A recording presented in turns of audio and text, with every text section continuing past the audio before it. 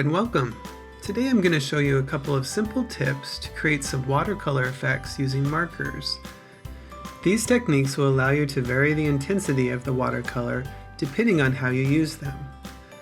You can go from very bold colors to very soft pastel colors and everywhere in between. So let's get started.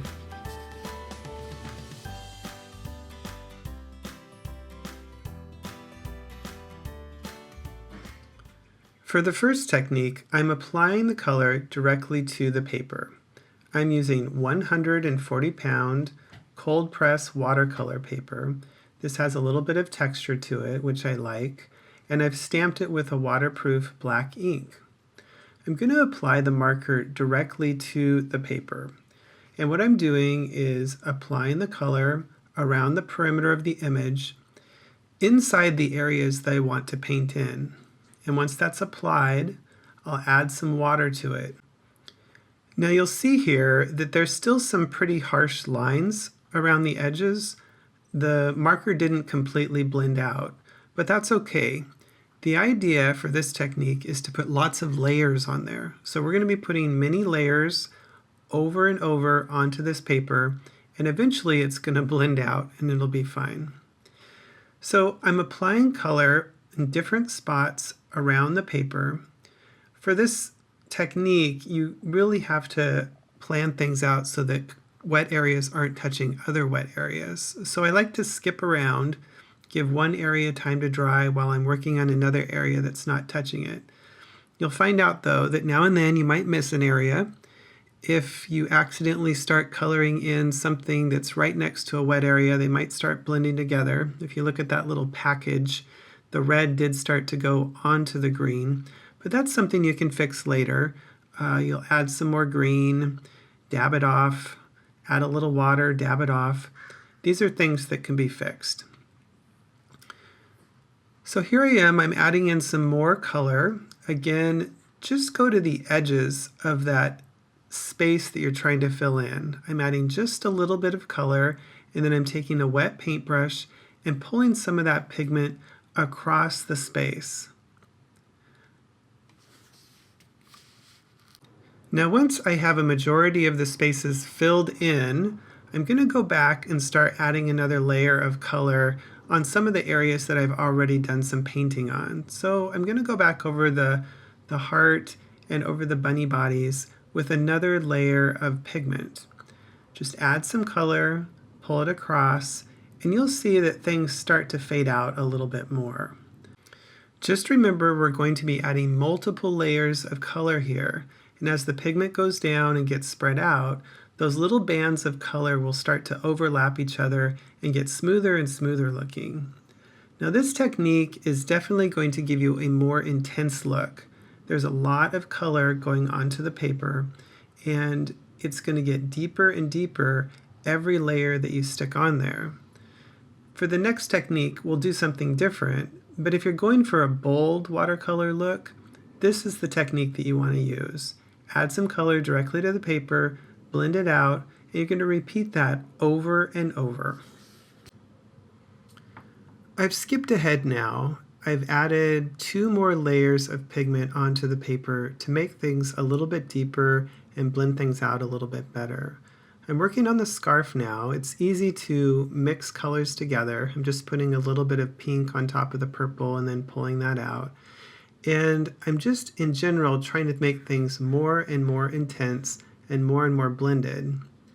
Again, if you have any colors that sort of start to blend or migrate into an area you're not wanting them to migrate into, it's okay. You can add some water and pick that up with a paper towel and pull that color off, but we'll do all that cleanup at the very end.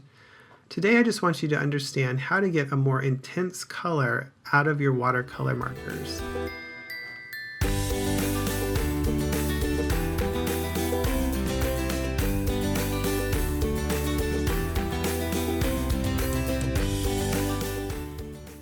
So now we're going to try the exact same card with a different technique. I've stamped the exact same images out on 140 pound cold press watercolor paper with the same waterproof black ink, And we're just going to apply the watercolor in a different way to achieve a softer, more pastel look. Now you'll notice that I'm pre-wetting the areas that I'm going to paint in. So I'm loading up my brush with water. I'm going to paint in the bunny here, the bunny's body, and then I'll scribble out a little bit of the color on just a piece of plastic. I'm going to lift that color off of that plastic with a damp brush, and then I'm going to apply it to the paper. Now the areas that I'm coloring in are pretty much the same as what I did on the first project. I want to put the color on the perimeter first. So a little bit of color on the edge, and then as you move across the space, that color is going to sort of fade out. You'll have less and less pigment on your brush, so it's naturally going to get softer as you fill in an area. You do want to layer this also. This will create a smoother look. As areas get layered and overlapped, they blend together, and any lines that might develop as you're applying the watercolor will go away. So you'll see like the back of the bunny's head is a little bit deeper than the front portion of his face. And that's just because I'm layering more towards the back, and then it's fading out as you get closer to the face. And you can see overall, all the color is a lot more pastel and pale than that first technique. It's so diluted with that water on the brush that just very soft color is going on there, and it's pretty impossible to get any harsh lines when you do it this way. I'm not bothering to add any extra water in really small areas. If I want to work quickly, I'll probably skip over those areas that are small, just apply the color from the palette right on there. But anytime that you want to make sure that things are going to go on really smooth, I recommend that you add some water to the watercolor paper first.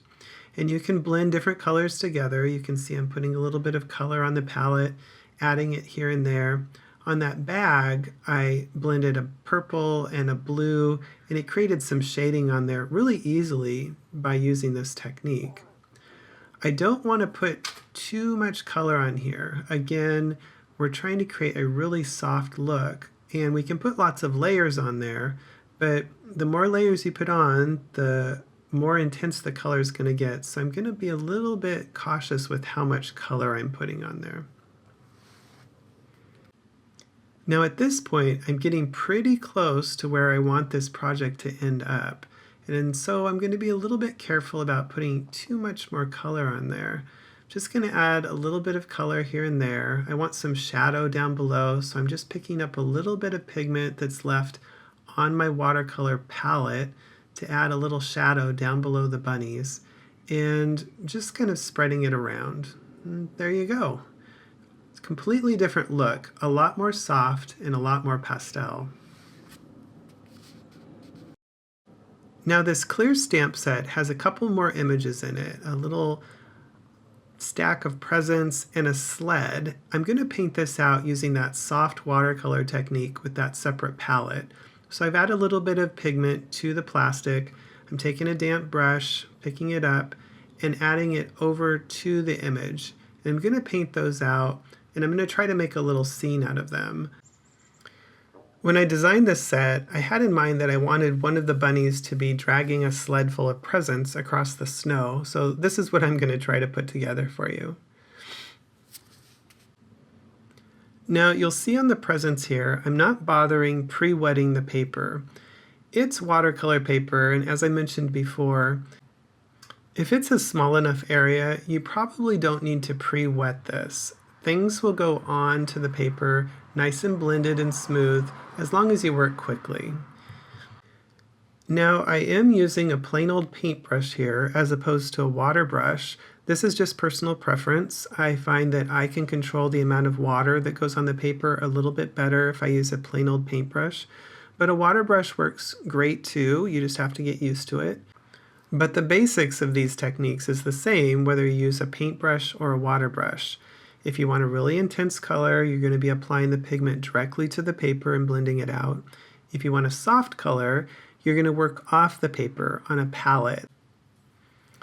Now once you have all of your images colored in, you can go ahead and cut them out with the matching die set and start assembling a scene. This is the fun part.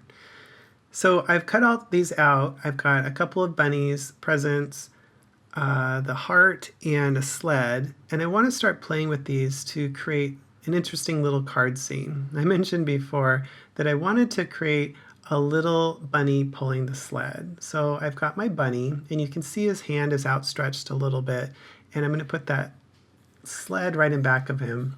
I've added a little bit of color to the middle of the card. I've just used a sponge to swirl some Distress Oxide ink onto there just to warm up the middle a bit. And I just want to get things sort of in place so I know my composition. Now I found some golden thread in my craft supplies, and I'm going to use that as a little rope to tie to the sled.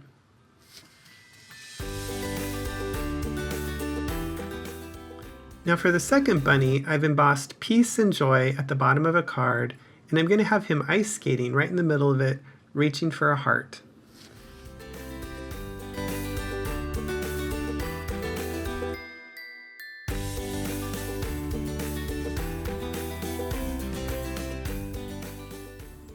Next, I've paired the Poppystamps taglet and bow with a couple of the images from the clear stamp set. It has the words "For You" in there, and I stamped that along with the heart. And I've colored the little bow at the top of the tag so it looks like a striped string.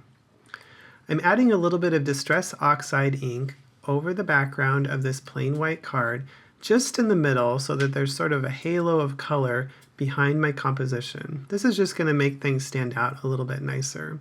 And I'll start to get things composed. Now the way I'm going to put those little stripes on is super simple. Again, I'm using that Zig clean color brush. I love the tips of these markers. They do feel exactly like a natural brush. And as I'm adding the pigment to this little bow die cut, you can see that it just flexes right over the top of the paper. And I'm just putting a bunch of little stripes on there. It's a fun way to customize this little die cut piece because the stripes will all be going naturally like they would if it was a real string. And it makes things a little bit brighter on the card, makes the color pop a little bit more. And how fun is that? Now you just have to assemble the card, get the bunnies in place so you can create a little thank you or a gift card, and you're good to go. I hope you learned a few tricks today in today's video, how to create an intense watercolor look or a soft watercolor look. Until next time.